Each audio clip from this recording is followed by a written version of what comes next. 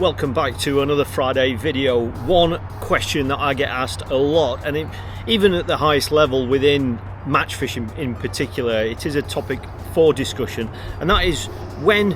and why would you select a certain style method feeder for each occasion. Now, there are method feeders out there that have got sides on, like this one, and these are often referred to as hybrid feeders or an open method style feeder. As you can see, it's actually got sides on it. However, the more traditional method feeder that a lot of people are more familiar with, the one that's been around the longest, is this style, which hasn't got any sides on it, as you can see, and that's the style of feeder that you would normally incorporate with using a mold. But why are there two different sorts? Well, in a nutshell, just by looking at the design of each feeder, it gives you a clue as to why we would select each feeder for each particular scenario. Now, the normal method feeder, or the more traditional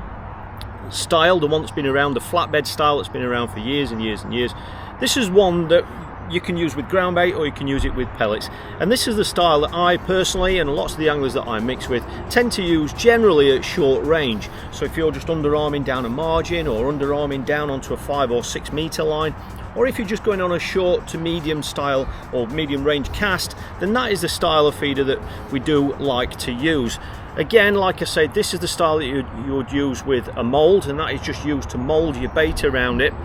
And that can be one of the best styles of feeders to use, particularly if you're fishing a venue that has a soft bottom, because there isn't too much weight there. This particular one is only about 15 grams in weight. It will be a little bit heavier once you've molded the bait onto there, but lots of the lakes, particularly the commercials that we're fishing these days,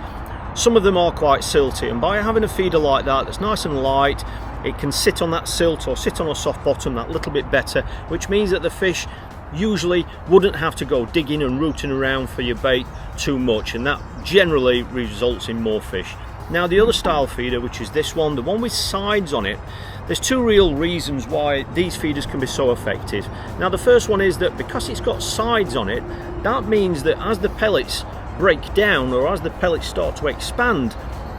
with a feeder like that, because there aren't any sides on it, when the pellets start to break down and expand off the feeder, because there isn't a side or any sides on the feeder,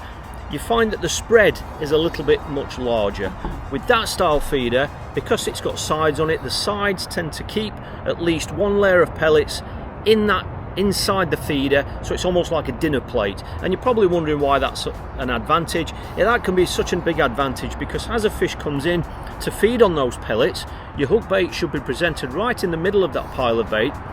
If the pellets are on a small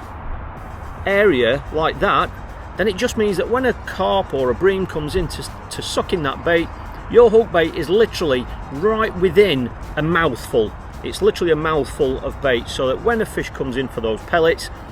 there's a very, very high chance that your hook bait is going to get sucked in. With a feeder like that, if you've got a larger spread of bait, then a fish can come in and it can pick off pellets and bait from around the edges and avoid your hook bait altogether. It just means that with a feeder like that, it's a little bit more of a mouse trap, that when a fish comes in, it's very, very difficult for it to avoid sucking in your hook bait. And the other key advantage, and this is probably the biggest reason why I personally would use this style of feeder, is because the feeder has got sides on it. If you've got to cast